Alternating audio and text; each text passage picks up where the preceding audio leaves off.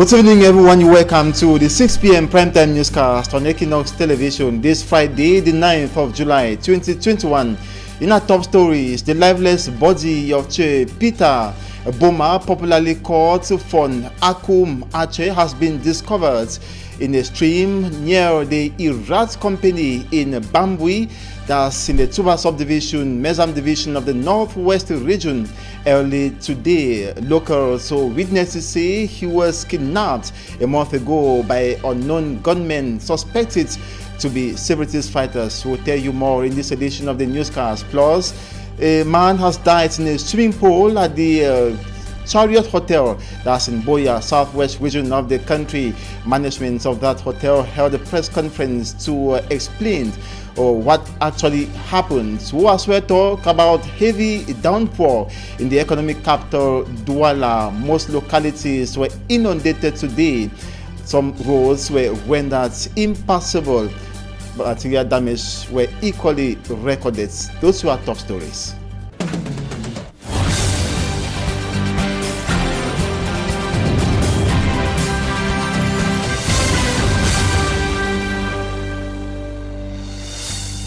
Good evening. Once again, you're welcome to the 6 p.m. primetime newscast on Equinoxe television. First, we talk about the lifeless body of Che Peter Boma, popularly called Fon Akum Ache of Bafukum village, that's in the restive northwest region of the country, that has been discovered in a stream near the Irat company in Bambui, Tuba subdivision, Mezam division of the northwest region. Early today, witnesses in shock and consternation say he was kidnapped a month ago by armed men suspected to be separatist fighters. Reason why he was kidnapped by gunmen and killed has not been given. We talk about a man who has died in a swimming pool at the Chariot Hotel in Boya, chieftain of the southwest region of the country. Management of that hotel held a press conference to explain what happened. Derry Jotto was there. He compiled this report. Weeks ago, an adult Cameroonian lost his life here in this swimming pool at Chariot Hotel in Boya subdivision. While we were at the police station, the wife, who was pregnant, came there and was crying that she told the husband not to step out, not to talk about swimming, because the whole morning he and the friend were drinking wine. And today, the management of this establishment comes back on how and why the unfortunate incident occurred. When they were entering, the guard told them that it's only the small swimming pool which is open. The big one is not open. Again, you are above 18 years. You have never swum. What the hell was she looking in the big swimming pool? Chief Ken Michael, the Chief Executive Officer of Chariot Company, also highlighted how the tourism sector, like his, has been hit by the armed conflict in the Anglophone regions. Initially, before the crisis, we heard about almost, say, 200 personnel. But with the crisis, we've cut down. Chariot as a company will lose a G7 and a grader and a pickup. And beckon all the living forces to be sincere for the way out of the Anglophone crisis. We are calling on politicians on both sides to sit down and look for a solution to Cameroon. We shouldn't shy away from our responsibilities. The COVID-19 fund saga also caught the attention of this former mayor of the Moyoka Council.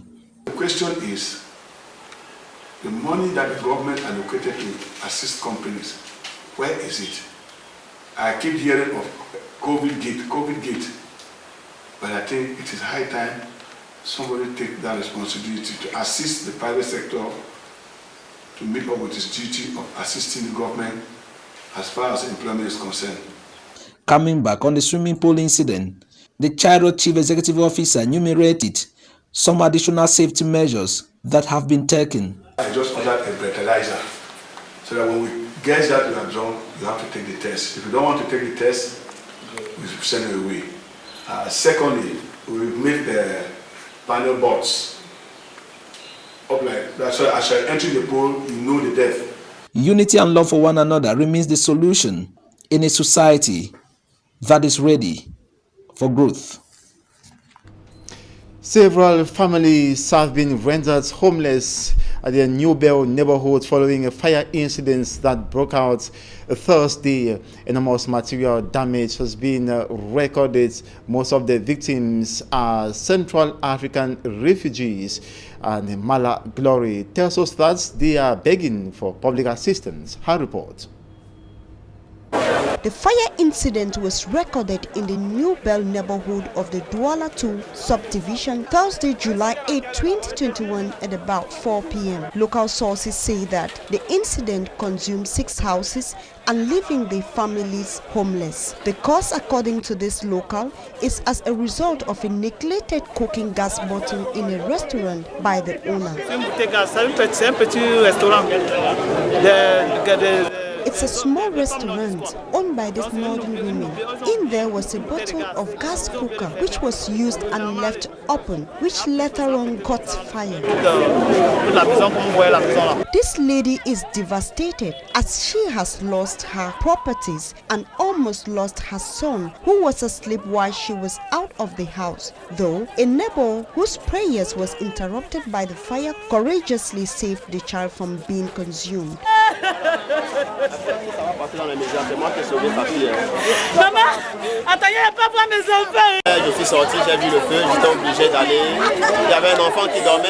When I came out, I heard there was a child sleeping in one of the houses. No one was ready to get into the house. I hurriedly went in and saved the child. The police and the fire brigade were alerted. Meanwhile, the occupants of these 6 residents were out for their different occupations. They only showed up hours later when the fire has consumed almost everything. I don't know what to say because it's painful. I'm a tenant here. I left early this morning for my usual duty. When I was later on called on phone that my house is on fire. Unfortunately, I came when everything was turned to ashes, but thank God the family is safe. We are refugees from Central Africa. We don't know where to go from here and wish for assistance from the public. The victims asked for public assistance as they gathered their broken pieces. Heavy downpour that struck the economic capital Douala. Most localities were affected. Enormous material damage recorded. Some roads were rendered impassable. A case in point in the Douala 4 subdivision that is in Bonaberry. For me, Armstrong Sanda compiled this story. Crossing the old bridge from mainland Douala to the Bonaberry neighborhood of the city became a show for the brave after the heavy downpour.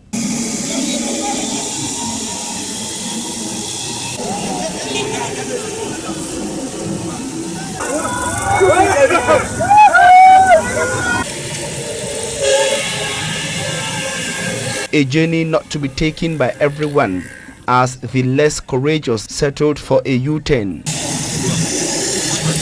Some who forced their way through got stuck in the waters. The heavy downpour left a bad day for these vehicles, which had their engines touched by the water.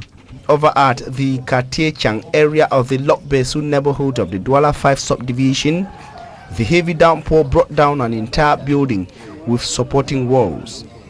Immediate effect: enormous material damage, including these 2 vehicles, the green one belonging to the father of popular human rights lawyer Barrister Tamfo Richard. The owner of the collapsed building says the building has been in use for just 3 months, hosting a small gas firm. At the time of this report, no related human casualties were recorded across the city. 6 suspected armed bandits have been apprehended by gendarmerie elements in the Littoral region. They were arrested in 2 separate operations. The first were specialized The first were accused of stealing 400 bags of cement, while the second were specialized in the theft of motorbikes and iron rods. Immaculate Fogwe has more.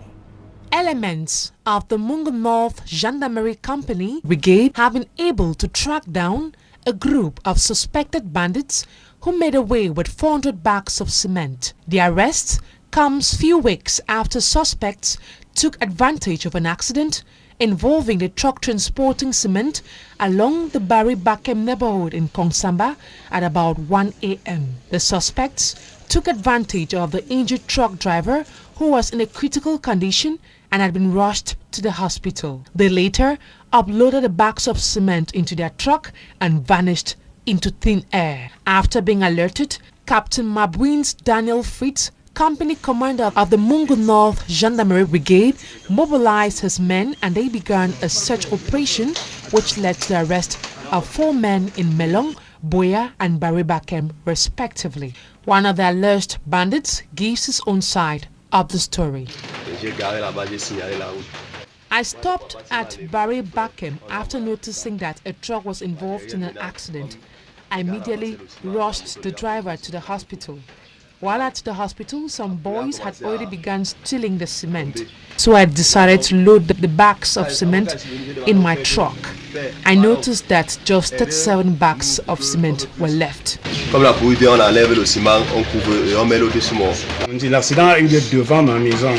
The accident took place in front of my house. After the accident occurred, I rushed to the scene.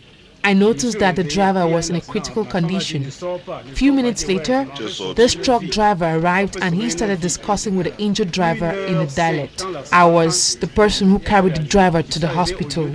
So when I came back to the accident scene, this man told me the injured driver is his colleague and that I should help him load bags of cement in his truck, which I did and later went back to my house.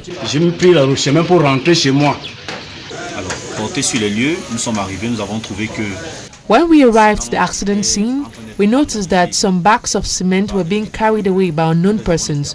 We later intercepted them. They were the ones who gave us information about the truck driver who transported a good quantity of the cement. Another gang of 2 suspected bandits were arrested in Kongsamba in the Mungo division as they tried selling stolen motorcycles and iron rods.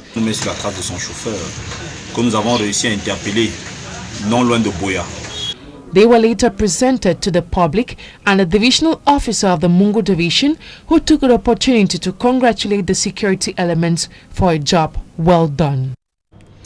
The encroachment and illegal sale of secondary school land in Limbe, southwest region of Cameroon, is said to be on the rise. The Minister of Secondary Education, Nalova Lyongo, has ordered for an injunction to be placed where persons have acquired the illegal lands, and she says that authorities should implement this decision. Our Limbe-based correspondent Davidson Maimo has been following this. He compiled this story. We are not silly to say that school land should remain school land. If they haven't built on it, that's not a reason for the population to go there. The encroachment and illegal sales of secondary school land in Limbe is said to be at its peak, with 10 or more hectares alleged to have disappeared. At Government Bilingual Technical High School, GBTHS Sokolo, it is alleged 7 out of 14 hectares of the school land has been plotted by individuals claiming to have genuine documents backed by FACO administration. As per the documents that I met is showing that the site plan is showing that it's 14 point something hectares. As of now, it's 7 hectares. I stand very strong that we should have the school land as it's supposed to be. It's a big school that we have a vision that this school may be a technical polytechnic in future, and considering the fact that it's a bilingual school now, we need more land because of the many structures and workshops that is required as a technical institution. It is same situation at Government Bilingual High School, GBHS Limbe, where private structures have been erected on a good percentage of the school land. So I've written some letters to notify the authorities on encroachment, and we had even come there with a deal to check the encroachment and warn the people to leave the site. There are people constructing over there. There are people constructing. If you move along there, you realize that people are already carrying out constructions in the land which I assumed from the beginning, from looking at the site plan before me, that was our land. One person who have closely monitored this new phenomena is Madame Jaco, alternate senator. Surprised that some unscrupulous individuals have decided to take the bull by their horns, to sell the land and put monies in their pockets. Money does not even go to the public coffers. Before these administrators coming now to allocate it, other administrators have come and gone. They would have allocated the land because they knew that it was the school land. FACO Divisional Delegate for Secondary Education, Dr. J. Martin, confirmed he is aware of the crisis. The SDO's office has called us for a number of meetings, and we've taken a number of resolutions. I think they are doing everything to handle the situation appropriately. This explains why Minister Nalova Lyonga of Secondary Education says an injunction shall be placed within these areas and fear some person might lose their structure for illegally trespassing into school land. I am firm, the SDO is firm, the governor is firm, and so our school land will be secure. Well, people should leave school land alone. They should go elsewhere to look for land that they want to use. There will be an injunction that nobody should go to school land. To stop the land crisis in FACO Division, observers say it is a very difficult task, given that the cabal involved people in very high offices, with Yaoundé being inclusive. Despite a protest and tension mounted by one of the families were rejecting the coronation of a new traditional ruler of the Villa village that's in great support in Boya, chieftain of the southwest region, the administration went on with the coronation of a new traditional ruler of that village earlier today amidst tension and protests. Derry Jotto witnessed the incident. He has more. The Kanges and the Lyongas, two royal families of Simon Sopowo Villa, a village in Boya subdivision, are at the extremes.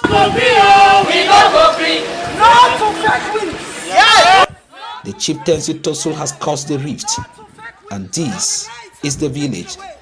The Lyongas say it is their turn to produce the traditional ruler of the said village, and they are protesting and airing out their grievances. But meters away from here, the coronation of a new traditional ruler from the Kanges is going on, but not everyone is here. The two kingmakers out of the three families that make up Simon Sopowo Villa village have boycotted. I am a kingmaker. We are all pressing that the right thing should be done. The person who was chosen on the Lyongas family should be the chief. And they want the administration to put order. Joe get for call the two sides. For show them the truth. Say there be one person, there no be different families. So that make the one for Martin Kange, make it go down. He take the chair, he hand down for Ifasa Kange Lyonga. Make the peace be inside the family. At the ceremonial grandstand, the chiefs of Boya subdivision are carrying out the coronation ritual. With the crown now on his head, Chief Dr. Augustine Kange says his first assignment is to unite the Simon Sopowo Villa people. That's my goal, to unite everybody, to bring all of us as one family. We were one family and we will be one family. Charles Lyonga, who sat in as the traditional council chairperson, talk on the tension tearing Simon Sopowo Villa apart. There's nothing like rotatory. There's nothing like rotatory. What appears rotatory is the quarterhead, because you can appoint somebody from any faction. Simon Sopowo Villa is one of the villages in Boya subdivision in need of basic amenities. I will encourage our chief to look into the water crisis that we are having and to beef up the... To the Lyongas, justice needs to be done, while to the Kangas, justice has already been served. The future of Simon Sopowovila chiefdom in Buea subdivision is in a balance. In new south of the country, South Sudan celebrates a 10-year anniversary marked by disturbing economic problems plaguing the country since it got its independence. Charles Ekume is equally looking at the French President Emmanuel Macron, who held a 45 Sahel meeting via video conference with the various African heads of states concerned to address the need to reduce French troops in the Sahel region. His report. Friday marks 10 years since South Sudan gained independence to become the world's youngest nation. Yet only few citizens are rejoicing. Over the past 10 years, the oil-rich country has been mired in fighting that killed nearly 400,000 people, ingrained corruption, and a deteriorating humanitarian crisis.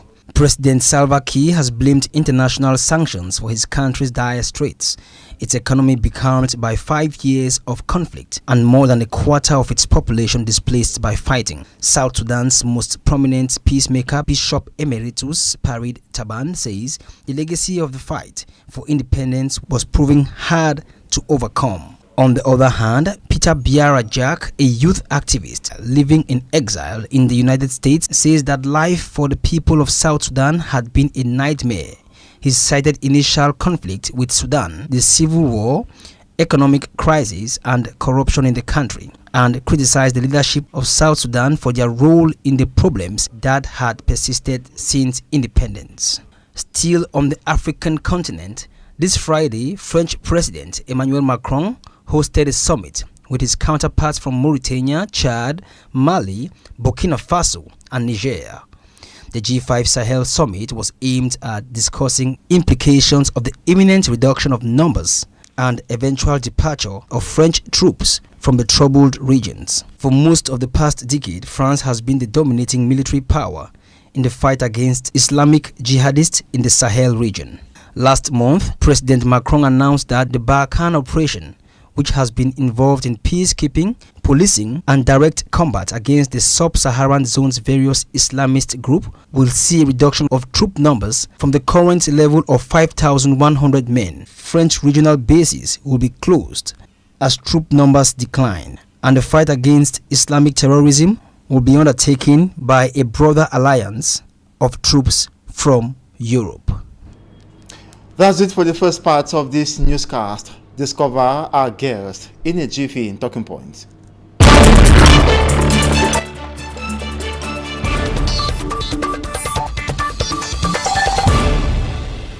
Good evening once again. You're welcome to Talking Points. Our guest today is Nzimancho Michael. He is a lecturer and civil society actor. Good evening, Nzimancho Michael. Good evening, Innocent Azay. It's a pleasure to be here. Oh, it's a pleasure to have you as well today. Yeah, of course. Thanks for inviting me, and thanks for all and for the job you're doing, and for always being there to enlighten Cameroonians and inform them, because we need that information. We need the information from especially television like you, that has when it's a household television that I know everybody. If you don't watch Equinoxe, what else are you watching?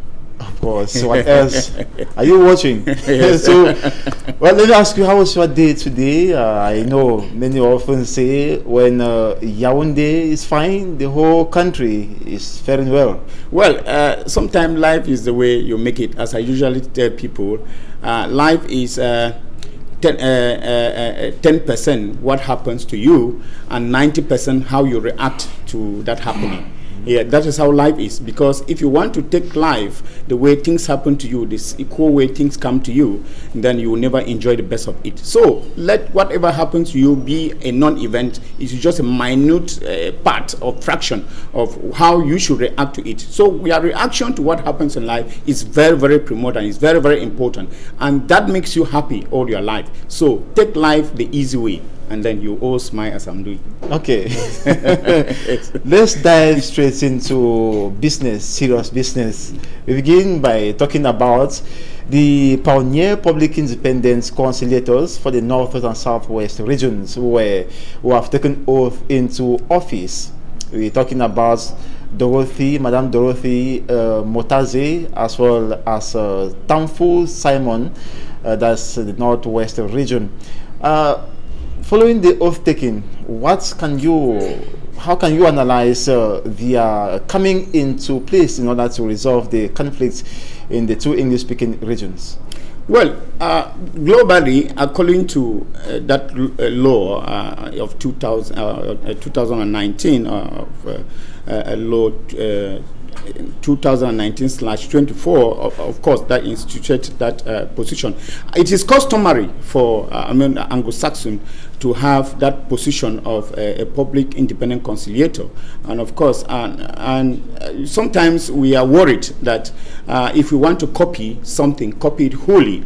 We shouldn't be like students sometimes who plagiarize and who you pick patches of things and put in a document and submit, because we are still crying foul on the fact that actually our governors, according to federal states, because these are aspects of a federal state, our governors are supposed to be elected. But going from the enthusiasm, the zest that I saw Madame Dorothy Atabong express, I remember, I can quote one of the statements she made, that she is going to have an open door policy.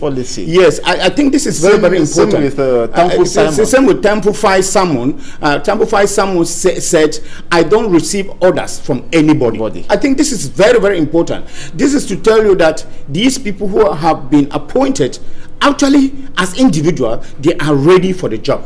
They are people who have made up their mind to be able to serve the English region, to serve the Southwest and the Northwest region respectively. They have gathered the vigor, the vitality, the strength, and they have, the determination to, to be able to serve as the people of this region and serve them selflessly like pelicans, And in the long run, do you think they will interfere in these firm decisions that have taken? Well, and that is our fear, because these PIC, as we call them, the public independent conciliators, they only have influence in the regional and council administration only. You now realize that in other public services, the governor is in control, the SDO is in control, the sub-DO is in control. So, but and the question we ask is, they want to serve the population, and we thought that they will have had the full power to be able to serve the population. Now, most people, most citizens solicit for public services. And we have recorded very few cases whereby in terms of the councils and the region, we have very few problems where they are going to solve. But that notwithstanding, we think that since as long as the governor is still in charge of the region, he's going to interfere. After I say this vehemently, because I know that the powers of the PIC is very, very limited. It's limited just to that domain. And he has a boss who is a governor. And knowing Cameroon the way it is, I think that instructions would always come from Yaoundé, and the governor will always implement the instructions that he receives. We are afraid. Yes. Do you think that if they resist interference by state authorities, will it have a penalty on them? I think that given that pronouncement, that readiness that they have, and given the text too that they have to cover them, I think they will have nothing to fear. It is just that in Cameroon is ruled by what we call networks, and people feel that, okay, if I don't do this, maybe I'm going to receive this kind of sanction. But I think that they are in a position where they are not supposed to be afraid. Remember that they are going for 6 years mandate, non-renewable. This means that what? It means that they have nothing like favor to give to anybody. For favor of thinking that if I don't do this person justice, or I don't do this to this person, they may not vote for me to a second mandate. So they have just one mandate to be able to deliver their goods. And I think that if they are people of good faith, they should be able to serve like pelicans, as I've said. Let them be serveless, knowing that they are ruling once and for all. And I think that this is an opportunity for these people to be able to do as Anglophones they do, to use their consciences. I remember there is Mr. Simon Fay who talked about the issue of the conscience. They are going to use their consciences and be able to serve the people of the Anglophone region and give them the services that they want. I think if they are determined, they are going to do that. Of course, that's what many Cameroonians actually expect. And they are coming in at the time when the international community, as well as the national community, have been calling for a true, just dialogue in order to solve the Anglophone crisis. But this has been neglected. Mediators have as well been ignored. But we prefer to choose this public independent council. Can we say it is the right step taken by the government to resolve the crisis in these two regions? When a horse falls down, it always jerks off the legs. We think that this is a completion of that kind of an empty package called the special status that the government wanted to offer to the Anglophone. I say wanted to offer. They wanted to offer a special status, but it didn't come. Maybe along the line they reflected differently. Remember, there was the issue. There's the issue of the House of Chiefs. There was the issue of the regional assembly, councillors, and now this the public independent conciliators come to complete what we call the empty basket that they gave us. And I really want to be very hard on this. And you see, when all this, the whole theme that has been going on, we have not heard of anything that has changed. Starting from the issue of the National Commission by Bilingualism and all those things, we have not heard anything change from the Northwest and Southwest region. But the government, of course, since it was something that they were poised, going and instituting, as they have set the question and answered themselves, whoever told them we needed that, I don't know, that special status, I do not know. But they have set their own question and they have answered. And then they are going to see the result of the answer. Because the issue is that we have not felt any influence. Anglophones have not felt any influence yet of what they call the special status. Starting from the House of Chiefs, starting from regional administrators and whatsoever, and now the PICs, we have not felt any influence that has created. Well, and that is why you find that the international community, as well as the national community, who we are still saying that the real dialogue is still going to be organized. Mark my words, because the dialogue that was organized was, a sham. It didn't serve its purpose. And therefore, if the government has to be honest to itself, and if these people really have to do their jobs very well, we need to provide them a good environment to be able to do their job. Imagine a public independent conciliator who is supposed to settle disputes between the citizens and the councillors. And imagine that you have to go to a village like Kononi, whereby the route is not possible, the security is not there. You have to go to places like Libya Lem, where you have to settle issues. Or would they sit in the regional centers and then settle out their dispute? If really they have to do their functions well, as they have promised to do, then the Northwest and Southwest is supposed to be that region, those regions whereby people can travel freely, movement should be free. The security should be assured for people to do their work very well. But that is not the case, and that is why we think that dialogue that was supposed to solve the Anglophone issue is still to be organized. And let somebody listen, and listen well, if you have good faith for this country. Someone will say the government is handing over the hot potatoes in the hands of these public independent conciliators, because they will not only have to dialogue with the population and the other authorities. The population includes the separatists.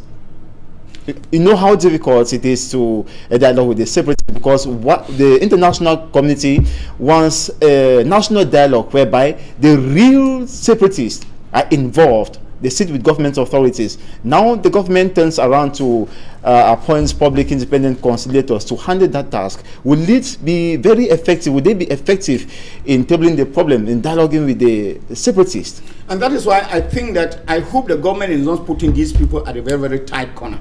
I hope that they don't want to sacrifice them as sacrificial lambs. Because, first of all, those we call the separatists do not want to see them, do not want to catch them, do not want to feel them. How do they go to dialogue with people who don't want them? Because these very separatists are the people who claim or who have clearly stated that the government knows the right thing to do.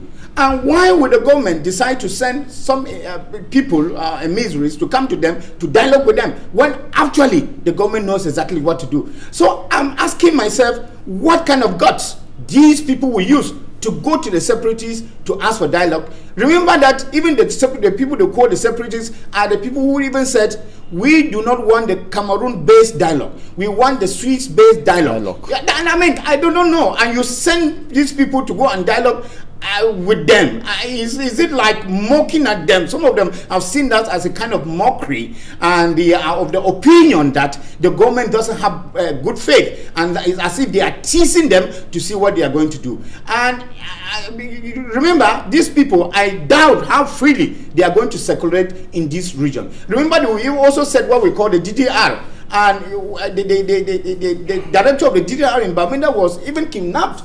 And DDR is supposed to be a center of rehabilitation, and the person who is in charge of this center is supposed to be regarded even by those separatists as somebody who is for them and who wants their free, their liberty and whatsoever. But if again they go behind to kidnap him, then you should know the enormity of the issue. You should know the kind of hatred, you know, that they have for this kind of appointments, that the government keeps on making appointments, keep on formulating things, and keep on devising things. I mean, I'm not touching, and they're centrifugalizing issue instead of centralizing. You know, let them seek the center. Let them go for what is necessary. Because it appears as if the government is going so peripheral and refusing to actually centralize and see exactly what is needed to be done. You know, you can't eat an omelette without cracking the egg. Let the government crack the egg. It has the possibility to do that. Let them not go on teasing people. And in the face of this, in the midst of all this, people are losing their lives.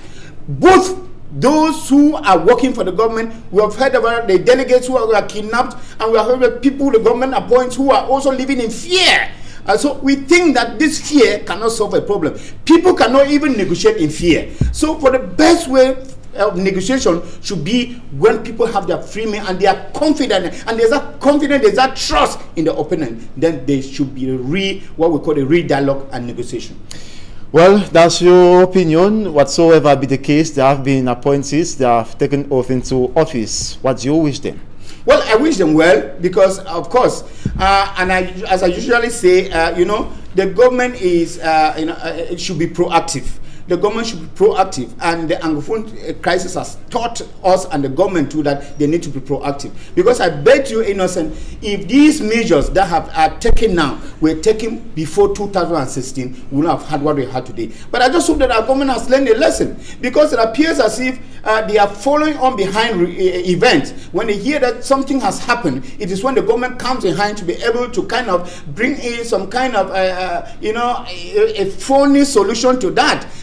So we think that the government should go in front of situation. It shouldn't come behind. So I'm wishing these people well, because it would have been quite a commendable gesture from the government if this was done in a very, very free, in a very, very calm environment that we had prior to 2016. And therefore, with that kind of enthusiasm that we have Cameroonians who have accepted to sacrifice their life. Remember that working in the Anglophone region now requires a lot of courage.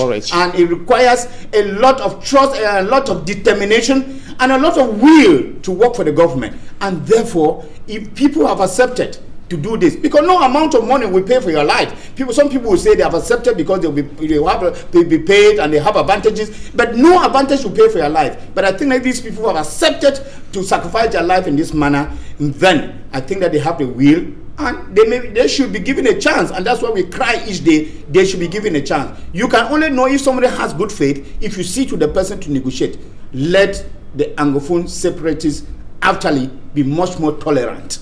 Let them be much more tolerant, and maybe we can find a solution, because the solution is not in people dying. If everybody dies, then who forms a new state? Thank you so much, Zimancho Michael. Thank you so much, Innocent. It was a pleasure being with you this evening. The time is short. Of course, I believe really that short. we always have time to talk about other issues. Of course. If it's to be able to assist our country grow, of course, we will always be available. That's what we are meant for.